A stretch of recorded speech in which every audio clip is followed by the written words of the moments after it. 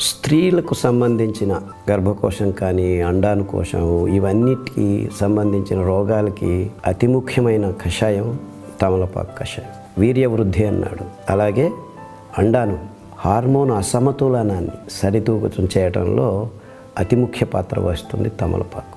తమలపాకు కషాయాన్ని సార్ చెప్పినట్లు ఎప్పుడైనా తాగొచ్చు. జీర్ణం కాలేదంటే తమలపాకు కషాయం ముందు తాగొచ్చు, తర్వాత తాగొచ్చు. పడిగడుపున తాగినా పనిచేస్తుంది, బాగా తిన్న తర్వాత తాగినా కానీ పనిచేస్తుంది. ఇంకా విషయం అంటే మనోస్థైర్యాన్ని పెంచుతుంది. అంటే మానసిక రోగులు, అంటే మనసు చంచలమైన వాళ్ళు కూడాను ఈ తమలపాకు కషాయం తాగటం అతి ముఖ్యం. అంటే చూడండి, జీర్ణక్రియకు, సంభోగక్రియకు, సంభాషణకు అన్ని అంశాల్లో ఈ తమలపాకు కషాయం చాలా చాలా అద్భుతంగా పనిచేస్తుంది. సో అందరూ గమనించి తమలపాకు నోట్లో వేసుకొని నమిలేదు ఒకవైపు అయితే పడిగడుపున కషాయంగా తాగటం అలవాటు చేసుకోండి.